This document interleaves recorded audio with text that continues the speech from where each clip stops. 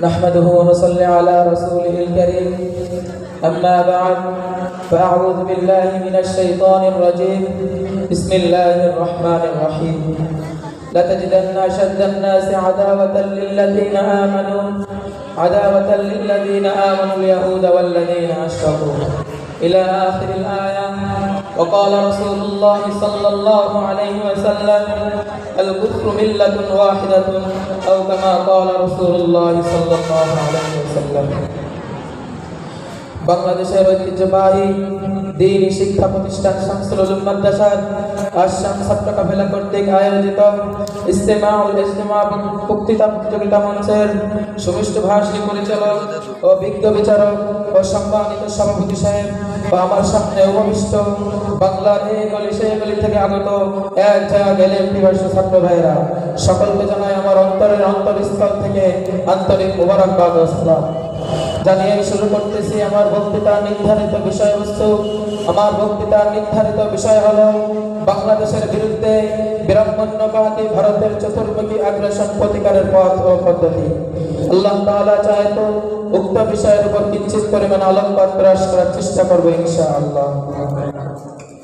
প্রিয় উপস্থিতি, প্রাকৃতিক অপরূপ সৌন্দর্য এশিয়া মহাদেশের দক্ষিণাঞ্চলে অবস্থিত তাওহীদপন্থী সংগ্রামী জনতার এক ভূখণ্ডের নাম বাংলাদেশ। ৫৫,০০০ বর্গ মাইলের ক্ষুদ্র আয়তনের বাংলাদেশটি তিন দিক থেকে ভারতের কঠিন কঠিন আগ্রাসনের শিকার। এই তো বিশাল প্রতিবেশীর কাছ থেকে ক্ষুদ্র বাংলাদেশ যে অধিকার প্রাপ্ত ছিল, সাম্রাজ্যবাদী ভারত তার সামান্যটুকু আদায় করেনি, বরং ১৯০৫ সালে এই বঙ্গভঙ্গ রোধ করার মাধ্যমে যে ষড়যন্ত্র শুরু করেছিল আজ পর্যন্ত তা অব্যাহত রয়েছে। সাথে সাথে অর্থনৈতিক, রাজনৈতিক, বুদ্ধিভিত্তিক, সামরিক আগ্রাসন সহ যত ধরনের আগ্রাসন হতে পারে ভৌগোলিক অবস্থাগত দুর্বলতার কারণে বর্বর শিষ্টাচার স্বৈরাচার ভারত কর্তৃক সকল আগ্রাসনের শিকার আমার এই মাতৃভূমি, জন্মভূমি সোনারে বাংলাদেশ। আমি সে সকল আগ্রাসনের একটি সংক্ষিপ্ত রিপোর্ট আপনাদের সম্মুখে তুলে ধরতে চাই। প্রথমত, একটি জাতির উন্নয়নের জন্য তার অর্থের ব্যবস্থার উন্নয়ন অপরিহার্য। তাই তো বাংলাদেশের অর্থ ধ্বংস করার জন্য এই বাংলাদেশকে একটি দেউলিয়ায় পরিণত করে ভারত সুদূর প্রসারী চক্রান্ত চালিয়ে যাচ্ছে। বাংলাদেশে কোনো শিল্প প্রতিষ্ঠান গড়ে উঠলে তার বিপরীতে অর্থ সমন্বিত ভারত নকল ও ভেজাল মিলিয়ে কম খরচে উৎপাদন করে স্বল্প মূল্যে চোরাই পথে বাংলাদেশে পাচার করতেছে। আর আমাদের সোনার দেশের অসচেতন জনগণ তা লুফে নিচ্ছে। প্রতিযোগিতায় টিকতে না পেরে হারিয়ে যাচ্ছে দেশের কলকারখানাগুলো, অচল হয়ে যাচ্ছে শিল্প প্রতিষ্ঠানগুলো এবং অচল হয়ে ঘুরে বেড়াচ্ছে, বেকার হয়ে ঘুরে বেড়াচ্ছে শত শত নয়, হাজার হাজার নয়, বরং লক্ষ লক্ষ শ্রমিকজীবী মানুষ। প্রিয় উপস্থিতি, বাংলাদেশ কৃষি প্রধান দেশ। বাংলাদেশের উর্বর জমি ভারতের কঠিন আগ্রাসনের শিকার। এই বাংলাদেশের উর্বর জমি যখন ফুলে ফলে মুখরিত হয়ে ওঠে এবং ঠিক স্বৈরাচার সে সময় ভারতের ফারাক্কা নামক বাঁধ ছেড়ে দিয়ে এই বাংলার সবুজের সমারোহকে তারা টলিয়ে দিচ্ছে। তাই শুধুই তাই নয়, বরং তারা এই বাংলাদেশ থেকে ইসলামকে বিতাড়িত করার জন্য তারা ভারত থেকে বাংলাদেশে এক শ্রেণীর লোকদেরকে দিয়ে কাজ করাচ্ছে। তাদের নাম হলো নরাদম ইসলাম।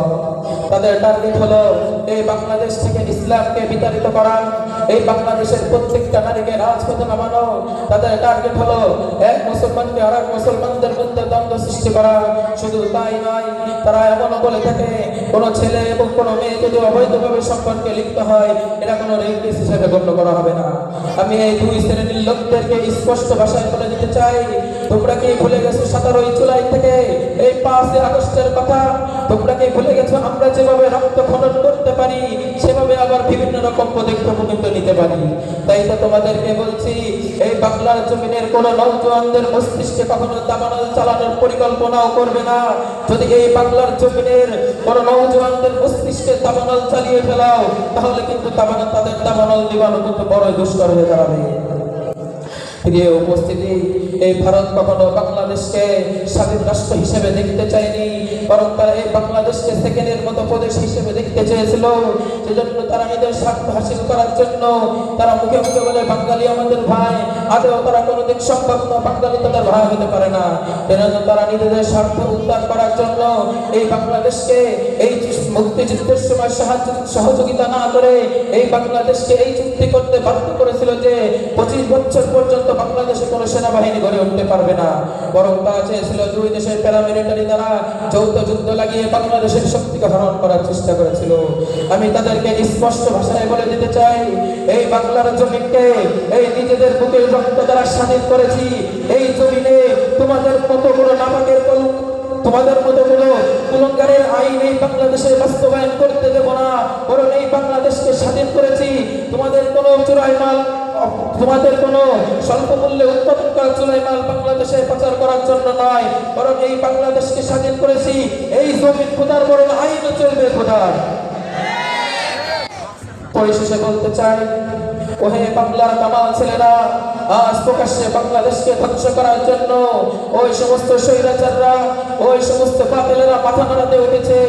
আজ যদি তুমি সে সমস্ত স্বৈরাচারের হিংসা সবলের কবল থেকে এই বাংলাদেশকে নিস্তার দিতে চাও, তাহলে সে তারিক বিন জিহাদের মতো বঙ্গোপসাগরের উত্তল তরঙ্গমালার গতিকে পিছিয়ে ফেলে দিয়ে তাদের আগ্রাসনে 20 দাঁত ভেঙে যাওয়ার দীপ্ত শপথ করতে পারো, তাহলে শুধু তাদের আগ্রাসনে রুখবে না, বরং তাদের সকল স্বপ্ন ধুলির সাথে মিশিয়ে দেওয়া হবে ইনশাআল্লাহ। কবির ভাষায় বলে শেষ করতে চাই, চীন ও আরব হামারা, হিন্দুস্তান হামারা, মুসলিম হে হাম, বতন হে সারা জাহান হামারা। এই বলে আমি আমার সংক্ষিপ্ত বক্তব্য এখানে শেষ করতেছি। নাসরুম মিনাল্লাহি ওয়া ফাতহুন করিব ওয়া বাশশিরিল মুমিনিন। আমিন। দেখা হবে জিহাদের ময়দানে। আসসালামু আলাইকুম ওয়া রাহমাতুল্লাহ।